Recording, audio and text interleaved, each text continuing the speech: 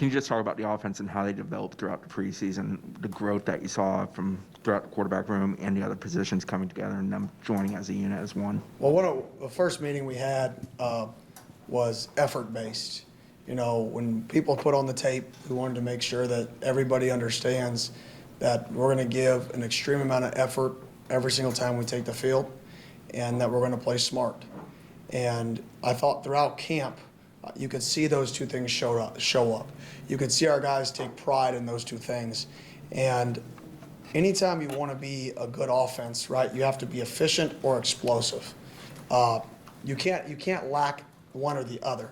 Either you have to be one of the most efficient offenses in the country where you can't bite yourselves in the foot, or you have to be one of the most explosive offenses in the country so where you can overcome those, inefficient plays and those negative plays. I think this offseason we've shown a little bit of both. We've shown a little bit of, become more explosive than we were last year, but on the same token, we're a little more consistent. Our guys know what to do. Yeah, we still have false starts. Every team in the country does. We want to have 0, right? That's our goal, but at the same time, we have improved drastically in that category. So those would be the two categories for us. In terms of quarterback, I think just the understanding of the offense, the understanding of what we're trying to get accomplished. And I know it sounds fundamental, but the understanding of football, like it's 4 verticals. Why are we running 4 verticals? What is the scheme behind it that everybody in the country runs? Why is this a play that everybody in the country runs, right? It's just why do teams play cover 3? Why do teams match verticals? Why do teams bring field blitz, boundary blitz? What are the weaknesses, right? The big picture football philosophy for those guys. So when we get into a game week, it's not what play are we installing, it's this is what we're running, and this is why, because of this. Right, we're picking plays from our arsenal. We're not just grab bagging a game plan. So. Hey, Kenny. How you doing? Phenomenal. How are you? Good. I'm doing pretty well. Thank you. I want to ask you about the preparing for Notre Dame. New defensive coordinator Marcus Freeman comes over from Cincinnati. How much time have you spent studying, obviously, Cincinnati tape the last several months? And then what are some tendencies maybe you can share with us? What's something that stands out about his defenses? A lot of tape to answer that question. And he's a phenomenal football coach. I mean, there's a reason he was the most sought-out defensive coordinator in the entire nation last year. Is because he's a phenomenal football coach. And he did a phenomenal job at Cincinnati. And what stands out is his guys play super, super hard. They play aggressive, right? They don't let offenses dictate to them. They try to do the dictating too. And you can hear him talk about that.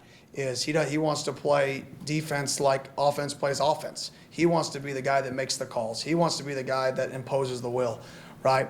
But for us, it's not really about them. It's about us. And if we can go out there and we can execute, if we can go out there and we can be efficient, if we can go out there and we can win one-on-ones in certain situations, and we're going to get one-on-ones. I mean, that's what they do. Right? They win one-on-ones. Up front, they force one-on-ones with their movement and their pops and their pressures. In the back end, they give one-on-ones. So that's going to be the game.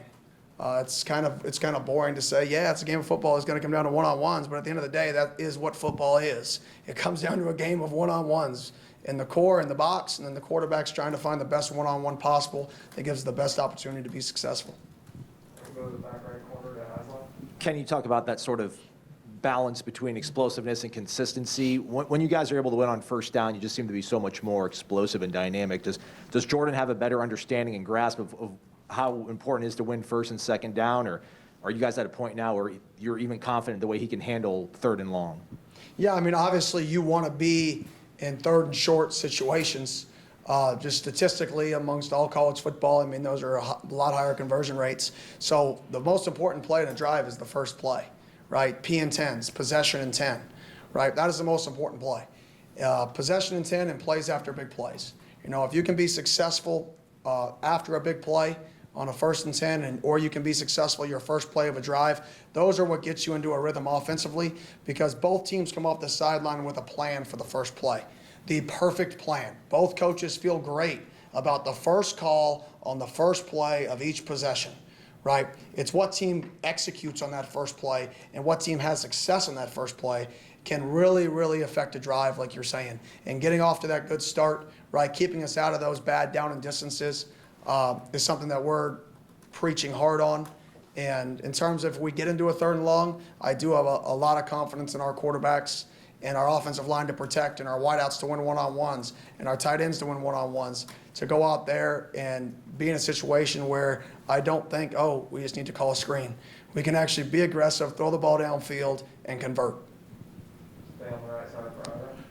Last year, you guys, due to a variety of circumstances, had to play a lot of different receivers with varying results. How much progress has that room made over the last year, and what are you excited to see out of them on Sunday? A ton. I mean, a ton of progress. Those guys just come to work. I mean, we've added some players to that mix too that are talented. So when you add a mix to that talent level, it allowed us to kind of shake up where those guys played a little bit. You know, not everybody is the boundary X receiver.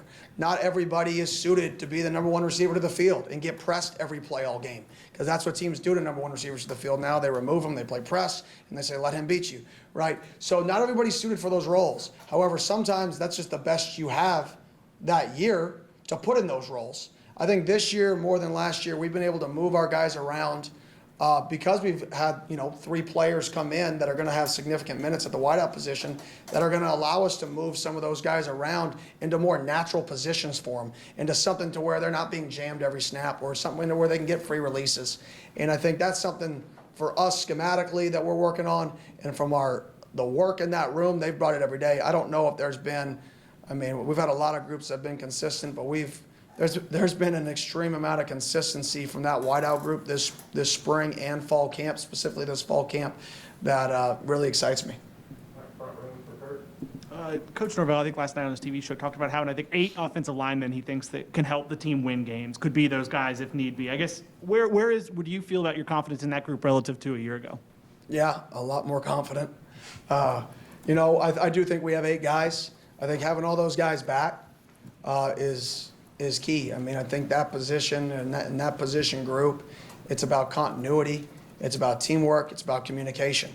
When you talk what makes offenses successful, like I've said it before, and I don't want to repeat myself, but a big part of being consistent is the offensive line, right? Because those are where the negative plays happen, when guys are on the same plays. Wide receivers very rarely cause a negative play, right? It's up front which causes the negative plays.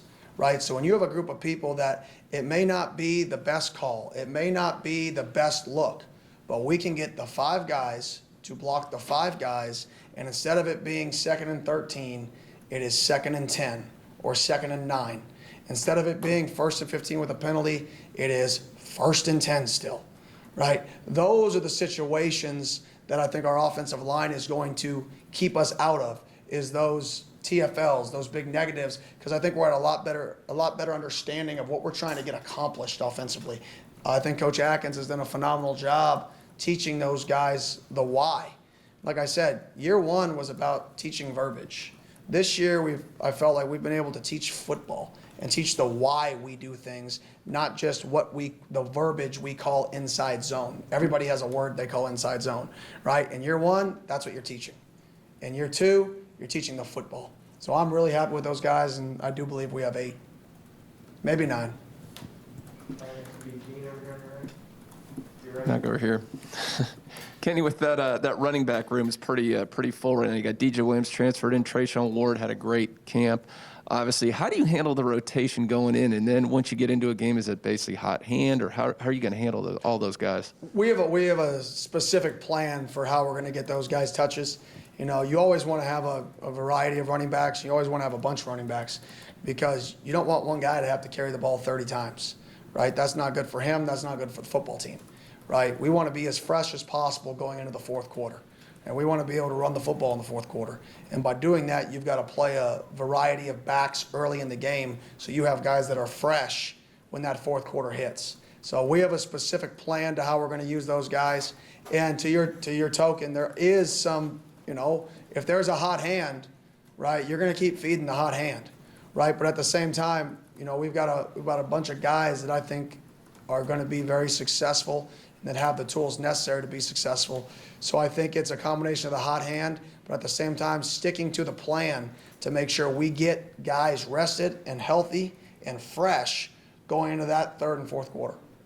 We have time for a couple more. Next will be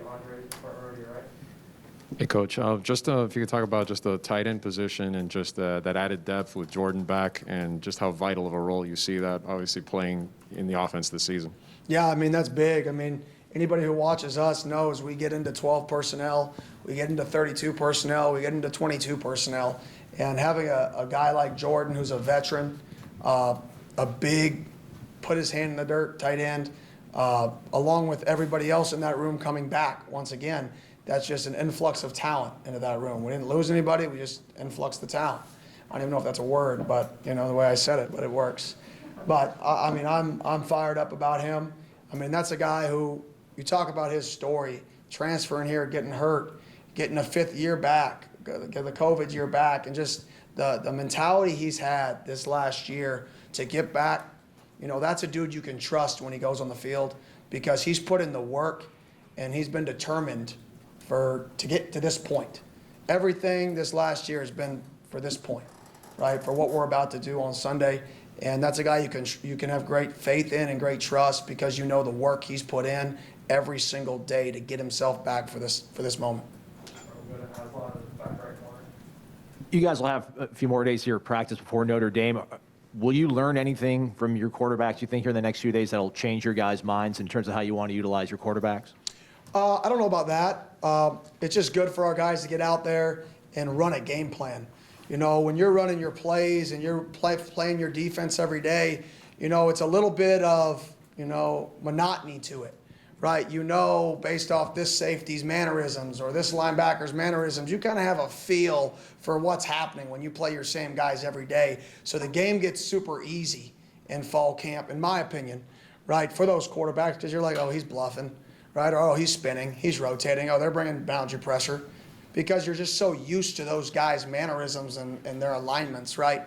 When you go into a game week, you've got to be able to translate what you see on the field, right, or what you see in the film room to the field, and you really only have a couple days to do it.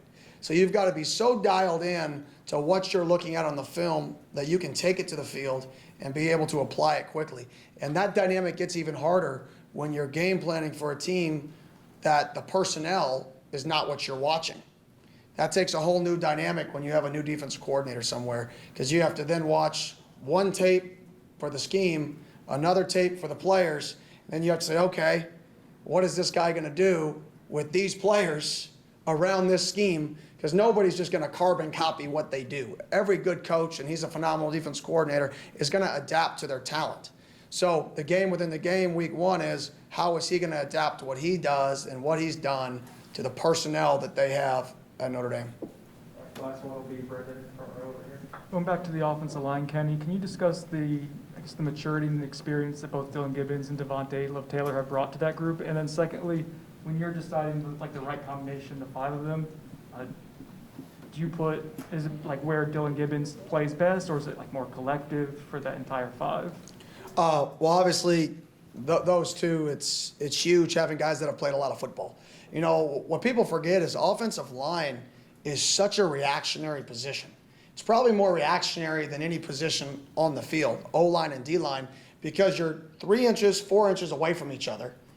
And who you block changes based off of what somebody does that far away from you. One person goes that way, you're up to the backer. One person goes that way, you're down on a double team, like that.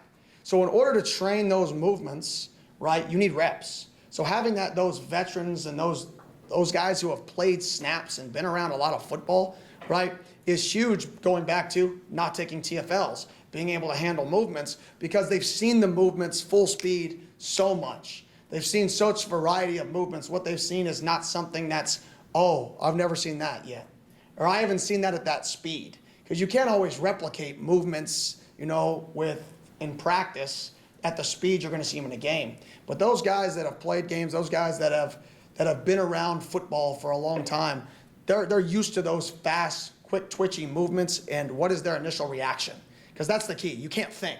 You've got to react to the movement, right? You can think pre-snap based off what you think they're going to do based off of film study, but at the end of the day, you're going to have to react to the movement that they make. And then in terms of us up front, like I said, I think Coach Atkins has done a phenomenal job, and I'm fired up for where that group is heading. and we're going to put the 5 guys on the field that make the football team best in those 5 positions. It's not he is the best this or he is the best that. Is what is the best combination of the 5? What is the best combination of the 6 or the 7 that may maybe rotate, or the 8? Whatever that is, it's going to be what is the best for the football team, not the best place for the individual player. Thank you, Coach. Thank you. See y'all later.